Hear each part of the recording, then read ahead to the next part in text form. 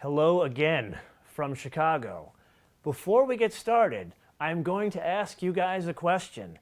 Can you hear me now? Can you hear me now? If you can hear me now without an echo, let me know in the comments. I got Michael checking things out to see if you can hear me correctly with all our fancy new gear. I'm going to give you a couple of seconds for some of you guys to respond to let us know that you can hear us correctly as we are trying out this new gear for our new season of Ask MotoMan TV. Today happens to be from Chicago. So let us know in the comments below. I'm going to see if you guys are coming in here. Let's see here. Hopefully this is working okay. So with that, I'm not getting any negative feedback in terms of you're not hearing me or you are hearing me. So let's continue and let's talk Ask MotoMan TV. We're back for season 10. This was supposed to be actually on the show floor. We just did not have limited technical difficulties with audio. There were technical difficulties with internet connectivity as well. And you guys have been giving me some feedback on a couple of things. And I have been paying attention on a lot of the feedback, mainly on technical stuff. And one of the things you guys have said over and over again is cameras. You never talked to me about sound. Of course, we've had some problems with sound today, but you asked me about cameras. So what we're doing for this Ask MotoMan segment is to change out the camera and hopefully roll some of these changes into the regular serial production episodes. So today we are using a much fancier camera with a very fancy lens for this live stream. We could have done this with the old iPhone, walking around the show floor with Craig Cole, that kind of stuff, and you would have had some limited connectivity. You would have had probably a lower quality image. So for this, we want to use today as a bit of a test, and this is going to be the first of two segments that we're doing from the Chicago Auto Show. So today is going to be me answering your questions, and tomorrow we're going to, hopefully if this all works, tomorrow what we're going to do is going to be myself, Craig Cole, Jill Ciminillo, and Scotty Reese.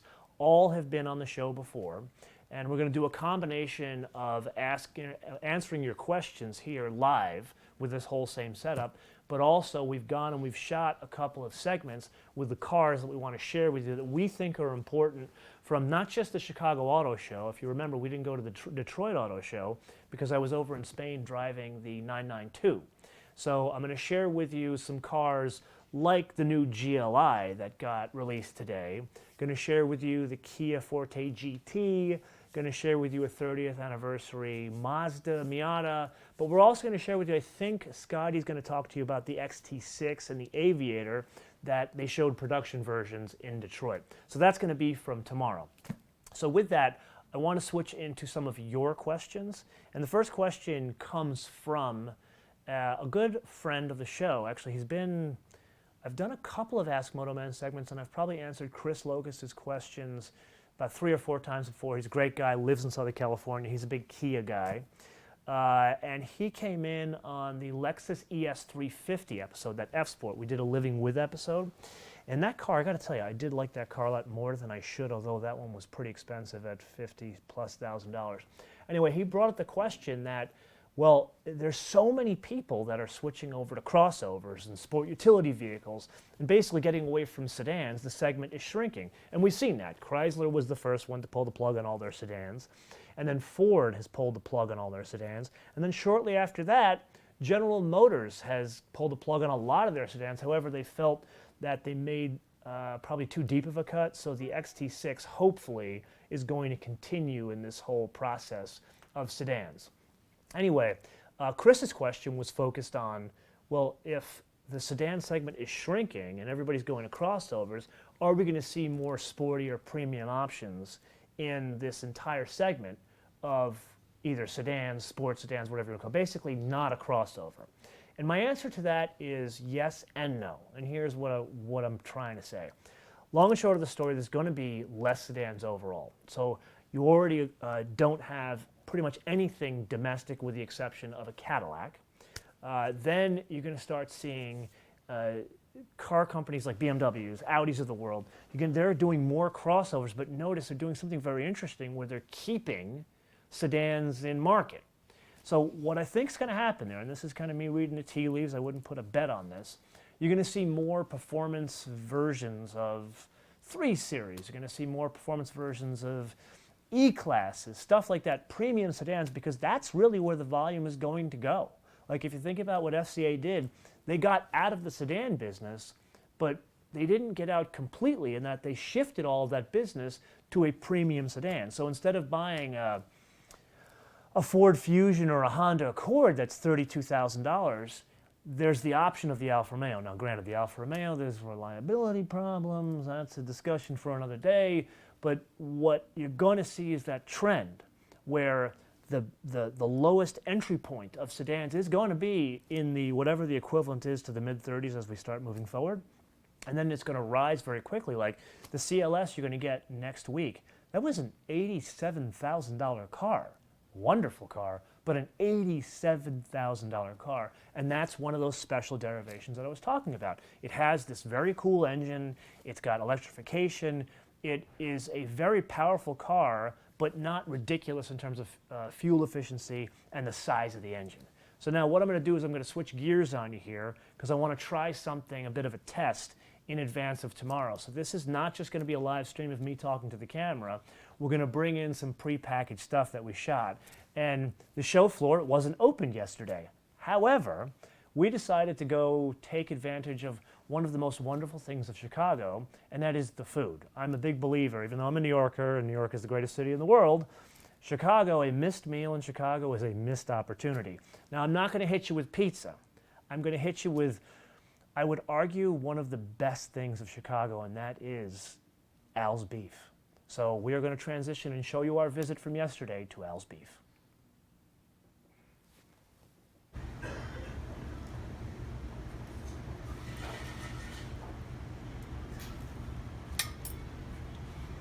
So what did you just do there? That's the best beef in Chicago. In all of the Chicagoland area. And then some peppers. That's Those sweet peppers or hot peppers? Sweet peppers. You guys both want a sweet pepper, right? Yes, both want sweet peppers. And speaking of sweet peppers, is this your wife? Hell Yes. no. She's my wife only when she want my paycheck. That's my wife. After that, With that, I don't want anything I love to do you. with you. this is true love here in Chicago. This is true love that I'm about to have.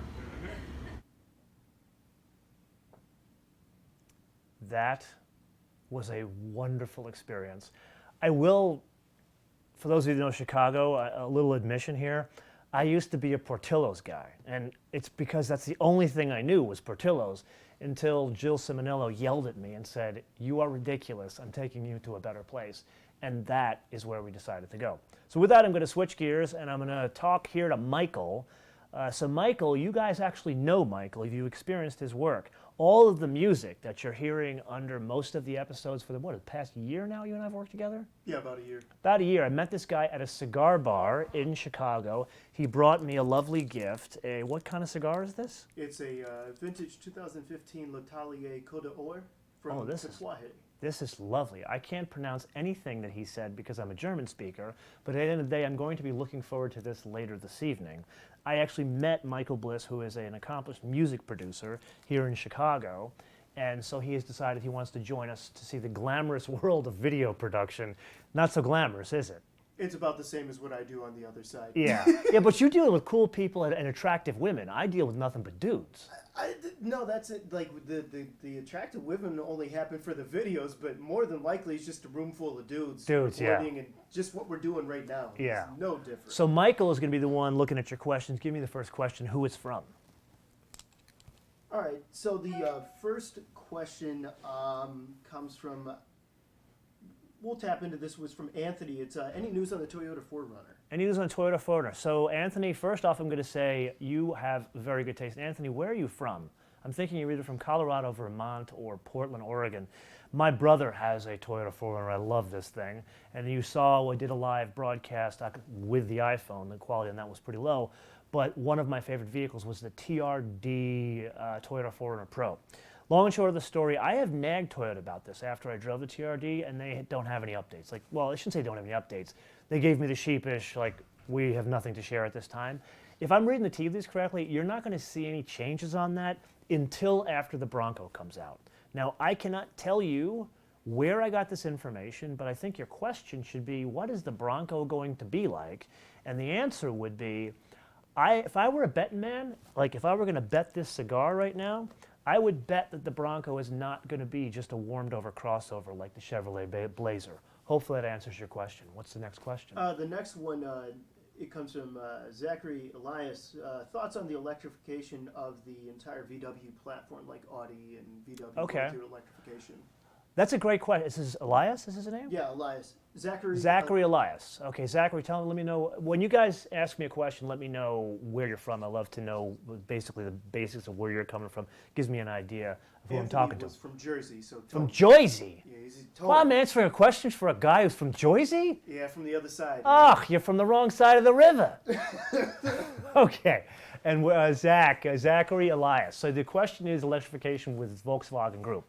Well, first off, I think this is like a multi-part question. Number one, why are they putting so much into electrification? That is the obvious. I think there's an obvious answer there. Second, what's going on with the Audi Group? And I like the way you say Audi Group because I think more of this is happening in Audi than it is in Volkswagen yet. Because previously what they were doing was, it's the answer for efficiency moving forward is diesel. That was the answer for everything. But in the Audi more premium segment, they realized they were losing sales to Tesla. And to give you an idea, let's really frame this up. If you were to take like an S-Class, a Jaguar XJ, a Lexus, what else is in that segment, Michael? There's a Lexus, there's the Cadillac XT6, but that thing, CT6, you really can't put that in the same segment because the price is, the Hyundai or the Genesis. If you were to put all of those cars in that segment, you actually take the S-Class out of it. The 7 Series, the XJ, the Genesis, all those large luxury sedans. You put them all together, take it as a basket. The S-Class sells rings around that basket of cars year in, year out. Even when the S-Class is old and it's been around 4 years now, 5 years at this point.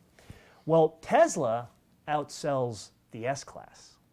So here's an electrified car that's $100,000. So technically it competes with all these cars, even though the propulsion system is different. So Audi was like, wait a minute, our A8 nobody buys, and I would agree that it's out of that segment, it's not very competitive. But the Tesla is competitive because A, it's got that like coolness from Elon Musk in an Apple sort of way, and B, it is electrified, and C, I would argue Franz and his team in design did a nice job making that look like a car you want, not like an i3, which is frankly doesn't sell that well. So they decided to put the electrification at the high end of Audi, so that's why you're getting the e-tron first at, what is it, 90 grand, 100 grand that thing's going to be, because it's going to be a direct competitor to Tesla Model X. And then Porsche, they're be using a lot of the same technology, and that's going to be also, what, 100, probably more like 140 grand if you're really going to option it out like a Porsche. And that also is the same kind of electrification strategy out of the VW Group. So you're going to see this at the very high end, and then what's going to happen is it's going to cascade down to more affordable cars. Now, hopefully, TJ and I can get done with a bunch of our filming after this live stream, because Volkswagen did bring their new MEB, which is their electrified platform. So you have MQB for the Volkswagens, and then you've got MSB for the Panamera and the Bentleys. Well, the MEB is all the electrified car platforms. So they actually brought one of them from Germany, and they're showing it to us off-site. Hopefully we get to that. If we do, we'll put a package together, and we'll put it in tomorrow's live stream. If we don't have time, we'll have to do it another time. So hopefully that answers your question. Michael, what's our next question? The next one comes from PDJ, and do you think... PDJ, not PPJ. No, PDJ. Okay. Do you think with this move into crossovers, manufacturers are just offering too many choices in the crossover segment? That's a hell of a question. PBJ is his name. PDJ, okay. PDJ. Here's what's happening. The segment is growing so fast. So many people are going into that segment. We already discussed in this same episode that it's taking away sales from regular sedans, from even hatchbacks. Like the Focus is no more in the US. I mean, that's how big this is growing. But what's happening is people want something different. So what you're getting is like the Ford Edge is a great example. They offer you a Ford Edge for what, 25 grand, Michael? Something Yeah, like like 25 grand is where it starts. I'm sure you could get one for $19,995 at Cal Worthington in Southern California. But then for $43,000, they have a 365 horsepower ST. Why on God's green earth someone would buy that over a base Macan, I have no idea. But the idea is now, if people are not willing to spend more money on a crossover, maybe we could get some price elasticity and start making money on these things. Because at the $20,000 mark, it's just like Toyota. When they sell you a Camry for 20 grand, they make maybe $500. But when they sell you, what's a good example of this?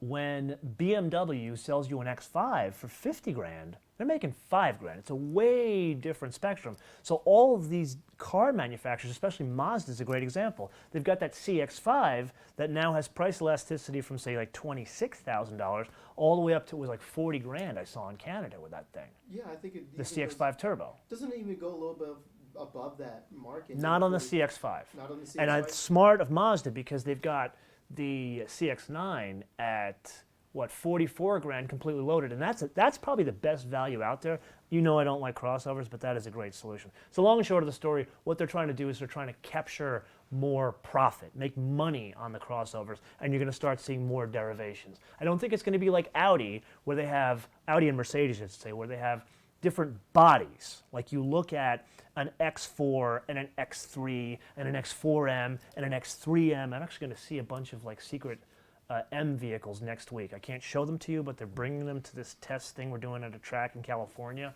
So at least I'll see them, so I'll be able to answer this question with a little bit more certainty next week, so come back to me on that. Next question. Actually, can I ask a follow-up to the question that PDJ just Also, now Mike wants to bogart the questions. Well, I'm sorry, it's just Okay. very quick. Go ahead. It's more of a, since we're watching a decline in production of automobiles, are we just seeing more of a trade-off than we are just a mass proliferation of your crossovers, and it's just a This is a bigger step-by-step this is a replacement? bigger thing. So I don't want to spend a lot of time answering this question because I feel this is something that you and I are going to discuss in a different segment of the show. I told you guys that in season 10 we're making a number of changes.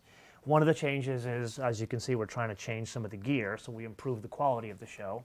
One of the other changes is we're bringing back a derivation of the show that you guys liked a lot many years ago. You're going to start seeing that in season 10. But I'm also going to be sharing some more future and opinion stuff with you guys. And some of it's going to be here on video, some of it's going to be written. But I think the bigger answer to Mike's question is the world is changing. The economics of the world is changing. So it's a function of not just people transitioning to cars that have more interior space and are taller, like crossovers. It's also how are you going to propel those cars. It's also ownership structures, and you know that's a significant problem for a Dave Ramsey freak like me. And then, frankly, there's automation. Automation is a bigger issue. It's not just, well, where do we build them and how many people does it take to build something? That has a negative impact on not just like employees at a factory in like Ohio. That has a negative impact on the economy around those factories, and you're starting to see that in more places around the world. So I'm going to leave it there. I know, because I will go off on a tangent on this topic. That's going to be an episode unto itself. Next question. All right, this next one comes from SK Lifestyle from Connecticut, and I'm going to SK Lifestyle, huh? And I'm going to get back to a different question, but I want to continue on the same variation of the same thing. Do you see Kia Hyundai new SUV lineup making a real impact? That's stage one. Okay. And should we expect an actual Genesis variant to compete with German's dominance in the luxury segment of the SUV CUV segment? That's a good question. I'm going to answer the first. This is SK Lifestyle in Connecticut. Yep. I'm going to answer the first question very easy. I'm bullish from a business perspective on the Telluride and the Palisade. And here's why. When you go into a Chevy dealer and you want to buy a Tahoe, or when you go into a Ford dealer and buy an Expedition, they're 80 grand. Mm-hmm. Like the Tahoe I featured in 2015 was not the fanciest one. It was an LT, not an LTZ. That was $67,000. I'm sorry, I can buy a Porsche, a real sports car for that. $67,000. I'm not carting my Rugrats around for 67 grand. If I am, I'm going to put an extra 30 grand. I'm going to buy an E63 wagon. But I'll admit, I'm broken. I'm a freak. I get it. People want tall vehicles. But I shouldn't say I think. The reality is there are not as many people out there that can afford an $80,000 car, even if they make the foolish mistake of leasing and make payments on it.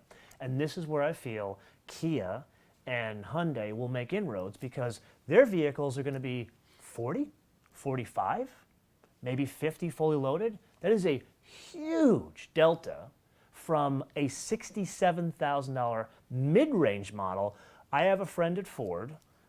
She is just got a new lease. They give them a lease vehicle as their company vehicle. An Expedition for $82,000, and it does not have the TVs in the back. For 82 grand, I would expect hookers and blow in that thing. I mean, it should come standard with it. I think that comes with a different package. The base price is $53,000. She has like a limited something or other. I'll admit, man, I do like the Expedition. It's a good-looking vehicle, but this is the problem.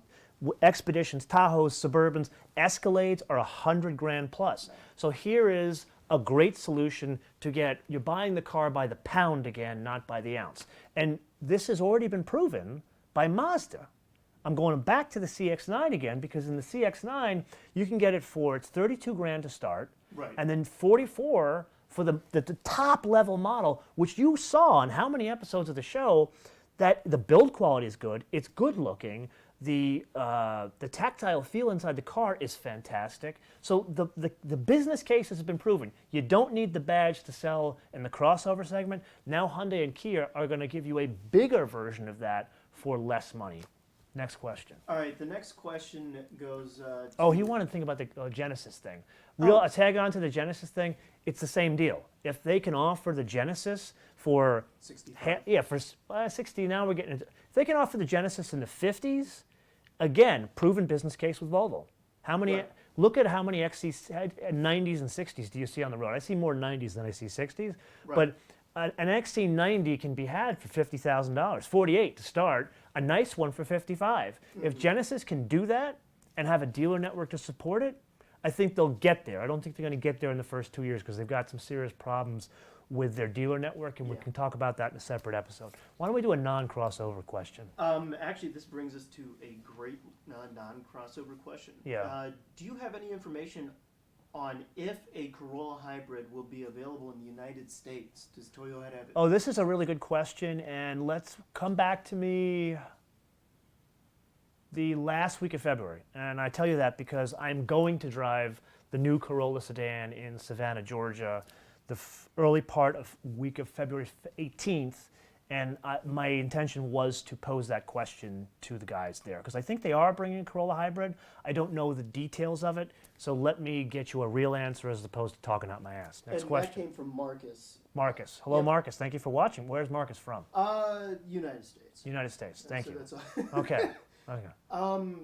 I kind of want to ask a question that backends the other part of not just the fact that we have $80,000-$90,000 SUVs here in the United States from the major companies, but it comes down to something more practical as what about the fuel economy that you get versus buying something that is $90,000 that's getting 14 miles per gallon versus something from like the Telluride that might get 22. I think there are two answers to that. The easy one is someone who's buying a Navigator or a Tahoe, and the same thing applies to someone who's buying a Corvette or a 911. If you have the top 10 list of considerations of why you buy the car, fuel economy on the top 10 falls at like 18.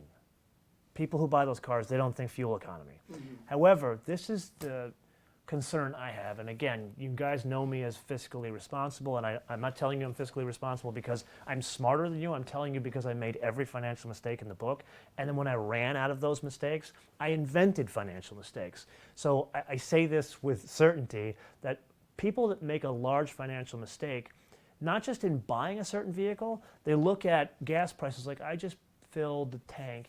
You guys watched the E53 episode? I deliberately ran that on 87 octane because even though it's not a diesel engine, it has a particulate filter in the engine. So I figured, hell, it's a car that has, what, 430 horsepower with electrification, and it's got the same fuel delivery system similar as a diesel engine. So let me see if the octane makes a difference. It didn't. I actually got good fuel economy even with lower octane. But what a lot of people do is they think, okay, gas isn't a consideration. So I paid $2.90 a gallon in California, and I know gas is much cheaper than other parts, but $2.90 a gallon is a bargain in California. But someone will buy a car, make a decision based on, oh, gas is only $2.90 a gallon, and then for the life of me, I can't understand, why the hell don't you remember when gas was $5 a gallon or $4.50 a gallon, and you're buying a Telluride, which you and I both know is going to get maybe 19 mpg? They can tell you whatever they want, but it's going to get 19 It's probably mpg. going to get about 19. Once you factor in the weight and once you factor in the all-wheel drive, Yeah. it's going to get 19 combined. So please, I implore you, if you are looking to buy a new family car or a used family car, whatever it is, don't just think about the purchase today. Think about, if you're going to keep it 4 years, maybe gas will go up and down. This is a commodity that changes in price kind of like bacon. So next question. Do we have any more questions? Oddly enough, we kind of We're kind of out. Okay. ran out. So here's what we're going to do. I'm going to say goodbye because we have to get going and film some of your paquetas that we're going to put into tomorrow's episode, which is going to be a lot of fun because it's not just going to be me. It's going to be me, Craig Cole from Auto Guide, Jill Simonello from multiple NBC stations around the country, as well as the lovely and gracious Scotty Reese, who will be more of our practical side of things. So we're going to come back to you tomorrow with the Nissan Leaf Plus, the Cadillac XT6, the Jetta GLI, which just got shown today, 228 horsepower, 258 pounds of torque with a manual transmission. I think that's all we know for now. Oh, and limited slip, but we'll come back on that. And I think there's some other stuff I'm going to show you, but long and short of the story, this is going to be a little bit different in that we're going to talk with some of the other people on the show, and we're also going to answer some of your questions, as well as share some details from the show floor. I did miss one. Miss And one it's question. It's from T. Justice. It was T. Justice. Justice almost didn't get justice. from Virginia Beach, Virginia. Okay, good place. Shout out to Pharrell. So let's see. The question is, now that the dust is settled, how do you feel about the Kia Stinger? Personally, I think the car is gorgeous, but debating if the $50,000 price point is worth it for the GT2. Okay. Ask him. I'm going to ask you, TJ. I want you to let me know how long you've been watching this show because you're going to know. You should know the answer to this. Number one, I am a huge fan of the Kia Stinger. You guys know this. Number two, I have a significant problem with the Kia Stinger now in that I can't decide if I was going to write a check for it, would I get the GT1 or 2, meaning the V6, or would I just get the Stinger? Because remember, we drove that car. Go and check out that episode. Maybe after this, I'll put annotations and give you a link to the 4-cylinder because I was blown away how good the 4-cylinder is. But here's my very honest answer, and the people at Kia will not be pleased with this answer. I predict those will have abysmal resale, and you will be able to buy a Kia Stinger GT2 with everything in it for half price in a year.